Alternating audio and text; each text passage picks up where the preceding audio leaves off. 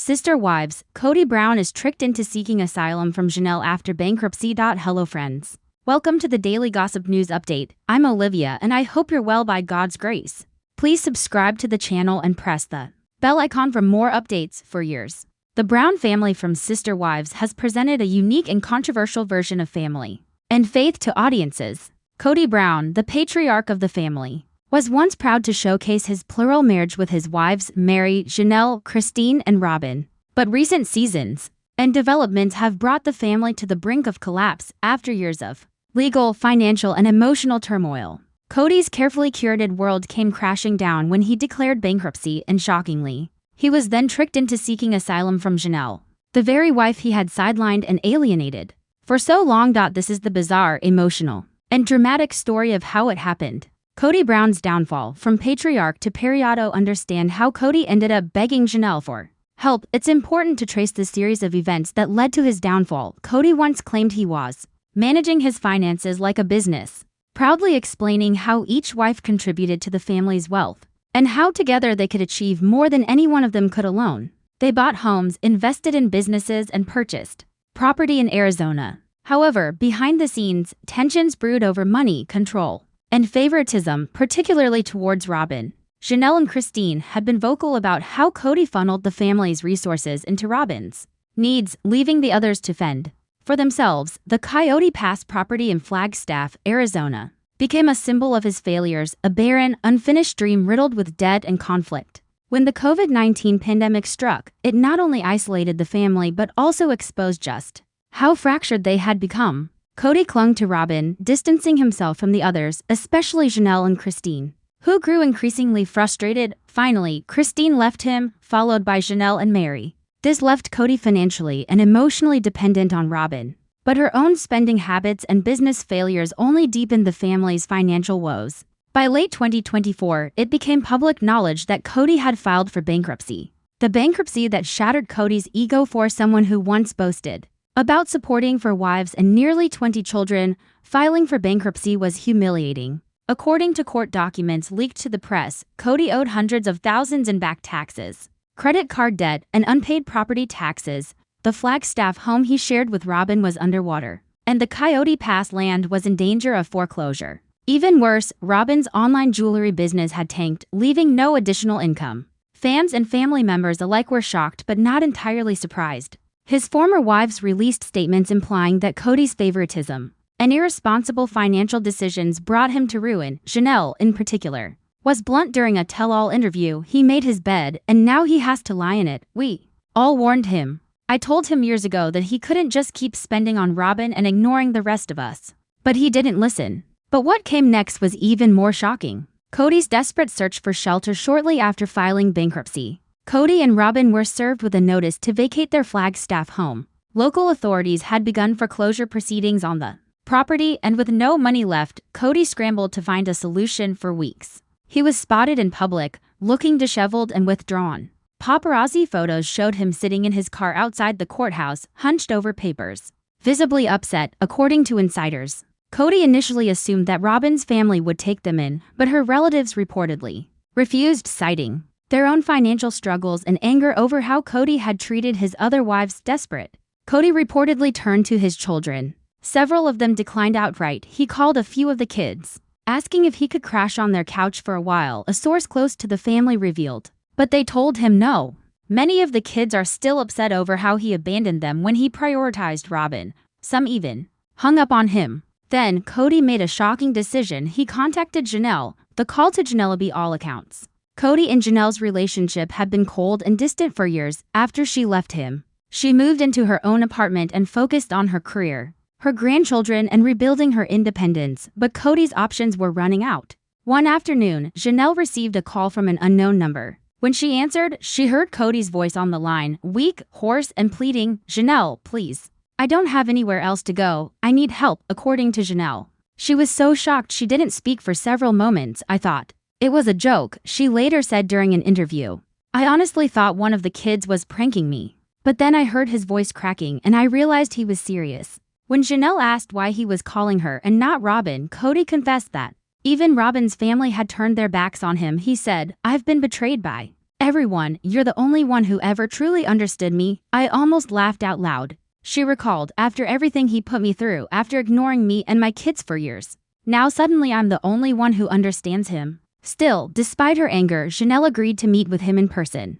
The asylum trick. What Janelle didn't know at the time was that Kody wasn't just looking for a couch to sleep on, he was looking for something much bigger. According to sources, Kody had been advised by a friend that if he could claim he was being persecuted and had nowhere to live, he might be able to file for an unusual form of domestic asylum and avoid being thrown out of the country since he reportedly had legal residency complications. Following his bankruptcy, he believed that if Janelle signed paperwork swearing that she was harboring him due to persecution and homelessness, he could secure temporary protections from creditors and perhaps even avoid arrest for unpaid debts.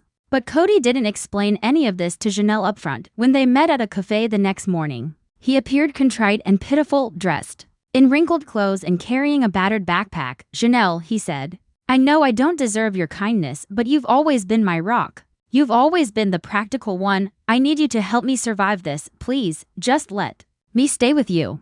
Just sign these papers so I can stay." He pushed a folder across the table toward her, his eyes wet with tears. Janelle's shocking discovery. Immediately, Janelle felt sorry for him. "I thought, okay, maybe I'll let him stay for a few nights. I don't want him out on the street," she said, but something about the folder made her pause. She excused herself and went to the restroom, taking the documents with her to read them carefully. What she discovered stunned her. "He wasn't just asking me to let him sleep on my couch," she explained later. "He wanted me to declare, under penalty of perjury, that he was being persecuted, that he couldn't return to his home, and that I was taking him in as a sort of asylum seeker. It was ridiculous. He basically wanted me to lie to help him game the system." When she returned to the table, she placed the folder back in front of him without a word. Then she stood up and left. The fallout. After Janelle walked out of the cafe, Kody reportedly sat there for over an hour, staring at the door, hoping she'd come back. She didn't. Later that night, she texted him, "Don't ever put me in that position again. You made your choices, now live with them." News of the incident quickly leaked, thanks to some of the cafe staff who recognized them and tipped off the tabloids. Articles began circulating with headlines like, "Kody Brown's bizarre bid for asylum fails after Janelle refuses to help from patriarch to pariah." Kody Brown begs ex-wife to save him. Sister wives scandal. Kody Brown tries to trick Janelle into signing legal papers. Even Robyn, according to sources, was furious when she found out what Kody had tried to do. She told him she couldn't believe he'd humiliate himself like that, a family friend revealed. She's embarrassed. She's staying with her sister for a while and Kody is crashing at a cheap motel. The family reacts. Kody's children, many of whom already harbored resentment toward him, took to social media to share cryptic posts seemingly about the incident. One of Janelle's sons posted on Instagram, "Some people will do anything to avoid accountability." SMH. Christine, who has since remarried and is thriving, told reporters, "I wish him well, but I don't want to get involved. This is just more of the same manipulative behavior we all left behind." Mary, for her part, simply posted a photo of herself with the caption, "Peace at last." Where does Kody go from here? At the time of writing, Kody is still facing foreclosure on the remaining family properties, mounting legal fees, and estrangement from most of his children. He's been spotted at budget motels and eating alone at diners in Flagstaff. According to one report, he's considering leaving Arizona altogether, perhaps moving to a smaller, more affordable area to start over. Others say he's still clinging to the hope that Robyn will forgive him and take him back. Janelle, meanwhile, continues to live her best life, spending time with her kids and grandkids, working on her wellness business and enjoying her newfound independence. When asked if she regretted refusing Kody's request for asylum, she laughed and said, "Greater than not at all. If there's one thing I've learned, it's that enabling him only makes things worse. He needs to face reality." Lessons from the saga. Kody Brown's strange attempt to seek AC. Sister wives. Kody Brown pays for Robyn's children's expensive schooling while depriving his other kids for over a decade. The Brown family of sister wives captivated audiences with their unconventional lifestyle, their pursuit of a plural marriage, and their attempts to navigate a world that often judged them harshly. But as the seasons progressed, cracks in the family structure began to show. One of the most controversial and hurtful revelations, both to the family and to fans, has been how Kody Brown chose to fund expensive private education for Robyn's children while neglecting the educational needs and opportunities of his other children. This story dives deep into the details of how Kody's choices shattered relationships with his wives and children exposed deep favoritism and raised serious questions about fairness, love, and responsibility in a plural marriage. The early days, equal love, equal support? When Sister Wives premiered, Kody Brown claimed he loved all his wives equally, treated them fairly, and worked hard to ensure that every one of his children felt supported and valued. With Mary, Janelle, Christine, and eventually Robyn, Kody fathered a total of 18 children. In the beginning, Kody appeared committed to fairness. The family budget was shared, decisions about homes, education, and finances were made jointly in family meetings. Children attended public schools, participated in sports, and went on family trips, but things began to change after Robyn joined the family. Robyn's entrance and the beginning of favoritism. Robyn entered the Brown family in 2010, and soon after, viewers noticed that Kody gave her more time, attention, and affection than his other wives. Over time, his favoritism became more obvious. He moved into her home more often than the others. He prioritized her feelings in family decisions. And when it came to money, Robyn seemed to have access to more resources than anyone else. This favoritism was particularly glaring when it came to the education of their children. Robyn's children and private schooling. Robyn brought 3 children from a previous marriage, Dayton, Aurora, and Brina, into the Brown family. Together with Kody, she also had 2 more children, Solomon and Ariella, while the other children from Mary, Janelle, and Christine were enrolled in public schools or sometimes homeschooled. Due to the family's polygamous beliefs, Robyn insisted that her children needed a higher standard of education and a more secure environment. According to insiders and later confirmed in interviews, Kody agreed to pay for Robyn's children to attend an elite private school in Arizona. This decision shocked the family not just because of the steep tuition costs, reportedly tens of thousands of dollars per year, but because he refused to provide the same option for the rest of his children. The other children left behind for Kody's other kids, the ones he fathered with Mary, Janelle, and Christine. The story was very different. Many of them expressed interest in pursuing higher education or specialized training. But when they asked Kody for financial support, he often told them the family couldn't afford it. Some examples include, Aspen, Christine's daughter, wanted help paying for college, but ended up taking out loans and working multiple jobs to afford it. Hunter, Janelle's son, had to rely on scholarships and part-time work to pursue his education. Leon, Mary's child, also struggled financially during their time in school, despite Kody's claims of supporting all his kids. Gwendolyn, Christine's daughter, publicly stated that she felt abandoned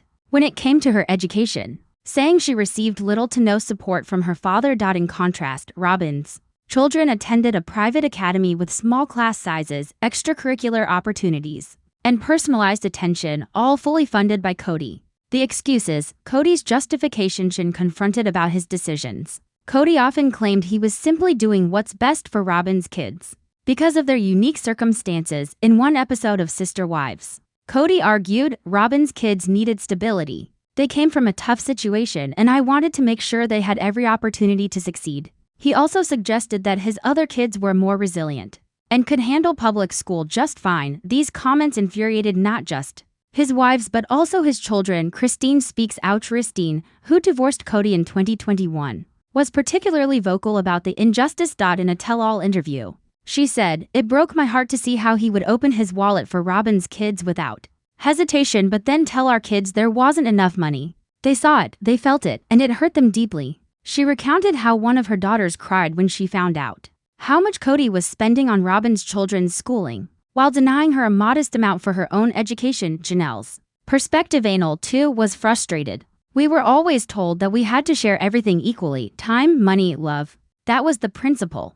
But when it came to Robyn's kids, suddenly there was this exception." Janelle explained that she had to pick up extra shifts and work long hours just to make sure her kids could attend college or vocational training, while Kody spent family funds on private school tuition for Robyn's children. The children react over time. Kody's favoritism and financial decisions caused a deep rift between him and many of his kids. Some became estranged from him entirely, choosing not to speak with him or invite him to their graduations or weddings. In an emotional social media post, one of his sons wrote, "It's hard to respect someone who doesn't respect you enough to invest in your future the way he invests in someone else's." Another daughter commented during an interview, "It felt like he loved them, Robyn's kids, more than us. Like we didn't matter as much." Robyn's defense said, her credit, Robyn has at times tried to defend herself and her children, insisting that it was Kody's choice to pay for their schooling. "I never asked for special treatment," she said. "Kody wanted to make sure my kids had what they needed."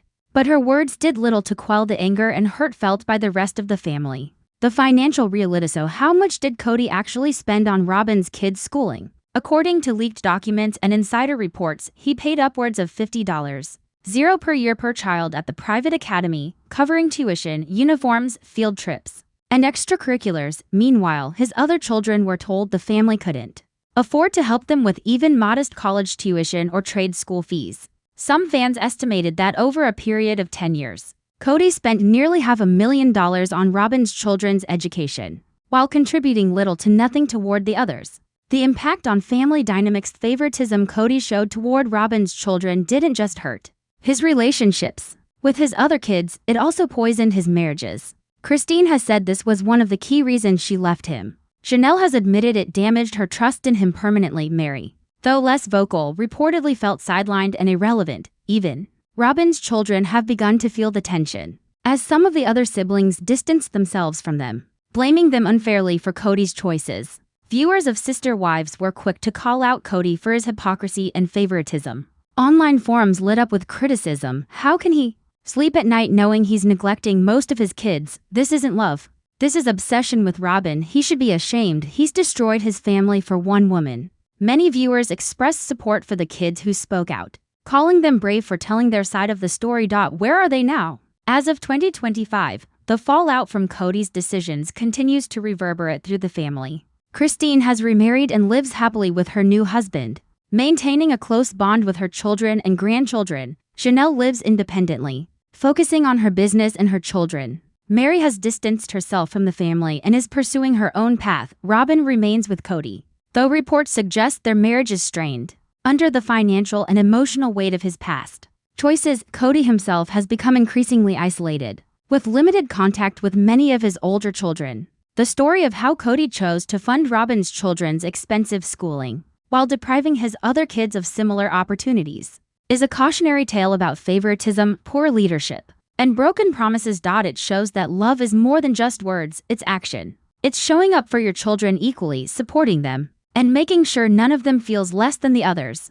Only time will tell if Kody can repair the damage he's done. Some of his children have expressed willingness to forgive if he shows genuine remorse and takes steps to make amends, but for now, the wounds are deep, and the road to reconciliation appears long and uncertain. For years, Kody Brown presented himself as a loving father and husband who treated everyone equally. But his actions, particularly when it came to funding Robyn's children's education, while neglecting his other kids, have told a different story. In the end, it seems the greatest lesson from the Brown family saga is this: equality isn't just a principle you talk about, it's something you live. Until Kody truly understands that, his family will remain divided, and his children will carry the hurt of being made to feel second best.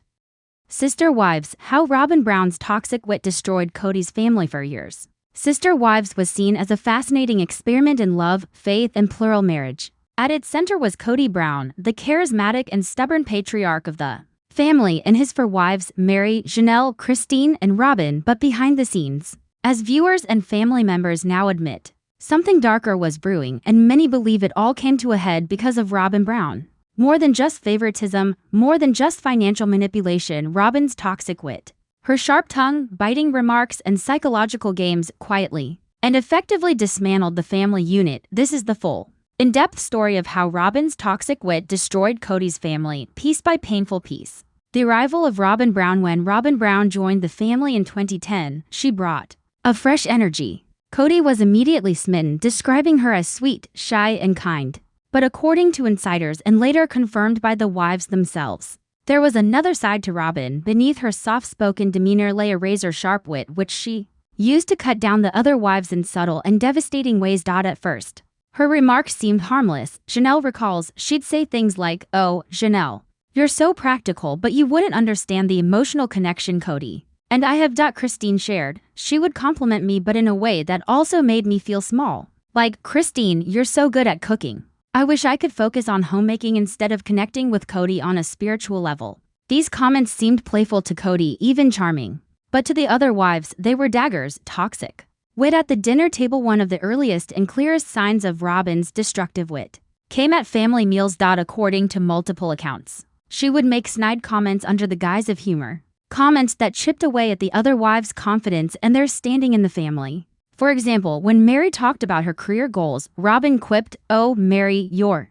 so ambitious, but don't forget to leave some time for Kody. He needs more than just a business partner." When Janelle explained how she handled the family finances, Robyn smirked and said, "That's cute. I prefer to let Kody take care of me instead of worrying about numbers." When Christine was excited about decorating her home, Robyn commented, "You've made it so cozy. It really shows how much time you have on your hands now that Kody's spending more time with me." At first, the other wives tried to laugh it off, but over time, these remarks wore them down. Kody falls for. The tragedy of the situation is that Kody didn't just tolerate Robyn's toxic wit. He loved it. Kody, who thrives on flattery and admiration, found Robyn's clever quips charming. He interpreted her teasing of the other wives as playful banter. He even encouraged her. "Robyn just has this quick humor," he once said. "She keeps everyone on their toes." But what Kody failed to see was how her words alienated the other wives. They began to withdraw from family events, avoid group discussions, and even stop contributing to shared meals.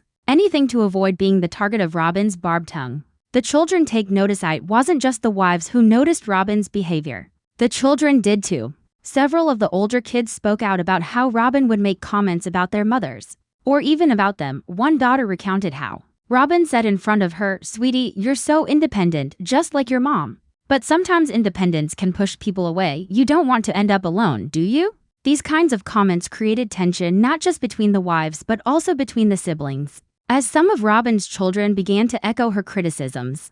Of the others, Janelle reaches her breaking point. Janelle, always the calm and practical wife, initially tried to ignore Robyn's wit.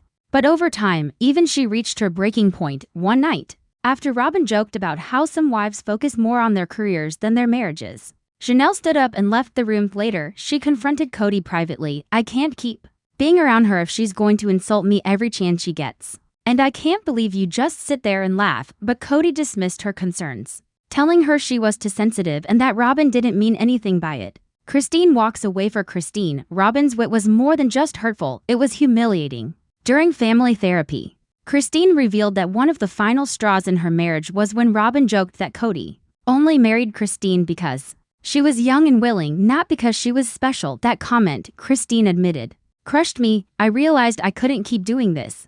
I couldn't keep letting her tear me down and have no one stand up for me." Soon after, Christine left the family for good. Mary's silence. Emery, who had already been marginalized in the family long before Robyn arrived, found herself the frequent target of Robyn's wit as well. Robyn once quipped, "Mary, you're so strong. I don't know how you stay in this family when you and Kody don't even have a real marriage anymore." Mary, deeply hurt, withdrew even further into herself and eventually decided to live her life independently of Kody. Robyn's influence grew as the other wives fell away. Kody became more and more dependent on Robyn without the others to challenge her. Robyn's comments became even sharper. She would criticize Kody's older children for their choices, make jokes about how chaotic the family was before she arrived, and even question the morals and faith of the ex-wives. She positioned herself as Kody's only true partner, the one who got him, who understood his humor, and who was witty enough to keep up with him. The family fracture. 2024, the family was barely recognizable.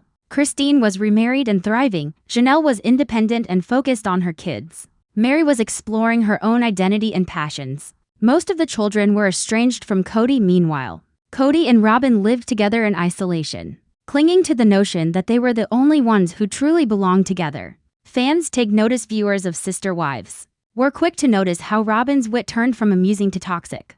Fan forums lit up with comments like, "She weaponizes humor to tear the others down. It's like death by 1,000 cuts, always a little dig, always a little smirk. Kody laughs because he doesn't realize she's pushing everyone else away." Even casual viewers could see how Robyn's sarcasm and jokes created a hostile environment. For the other wives, the psychology of toxic wit experts have weighed in on the situation, explaining that humor can be a powerful weapon in interpersonal relationships. Dr. Emily Carter, a family therapist, explains, when someone uses humor to belittle others under the guise of just kidding, it's a form of emotional manipulation. Over time, it erodes self-esteem and creates distance. This is exactly what seemed to happen in the Brown family. Robyn's toxic wit allowed her to express criticism and hostility, while maintaining plausible deniability. She could always say, "I was just joking," leaving the other wives unable to directly confront her without looking oversensitive. Kody's blind spot. Perhaps the most tragic aspect of the story is how blind Kody was, and still is, to Robyn's role in the family's destruction, even as his wives left and his children distanced themselves. Kody continued to defend Robyn. In a recent interview, he said, "Robyn is my soulmate. She has this cleverness, this wit that keeps me alive. The others never understood me the way she does." This refusal to acknowledge the damage has only deepened the rift between him and the rest of the family. The aftermath today. The Brown family exists as a shadow of its former self. Robyn and Kody live together in their Flagstaff home, increasingly isolated and financially strained. Christine, Janelle, and Mary have each rebuilt their lives, but the wounds left by Robyn's toxic wit linger. Some of the children refuse to visit Kody and Robyn, choosing instead to spend time with their mothers and siblings. The family once prided itself on being a model of love and unity. Now it stands as a cautionary tale. Lessons learned. So what can we learn from the saga of Robyn's toxic wit? Words matter. Even comments disguised as humor can wound deeply if used as weapons. Favoritism destroys families. Kody's constant defense of Robyn made her behavior worse and alienated everyone else. Accountability is crucial. Without acknowledging the hurt they caused, both Kody and Robyn remain trapped in their own delusions. Silence enables abuse. The other wives' reluctance to confront Robyn early on allowed her to become more emboldened. Can the family heal? Some family members have expressed hope that healing is still possible, but only if Kody and Robyn acknowledge the role her behavior played in tearing the family apart. As Janelle put it, greater than we can forgive, but only if they own up to it. Pretending it didn't happen just keeps the wounds open. Christine added, greater than I'm happy now, but I hope someday they realize how much damage was done and that it didn't have to be this way. In the end, Robyn's toxic wit was like a slow poison in the Brown family, administered in small, cutting doses that, over time, weakened bonds, killed trust, and destroyed the unity they once claimed to cherish. By the time Kody realized what was happening, if he ever does, it may already be too late. Robyn may have won Kody's heart, but at what cost? The laughter she drew from him came at the expense of everyone else, wives, children, and the very foundation of the family itself. Somewhere deep inside, perhaps even Robyn knows the damage she caused, but as long as Kody laughs at her jokes and defends her cleverness, she has no incentive to change. For the rest of the family, the best they can do now is move forward strong.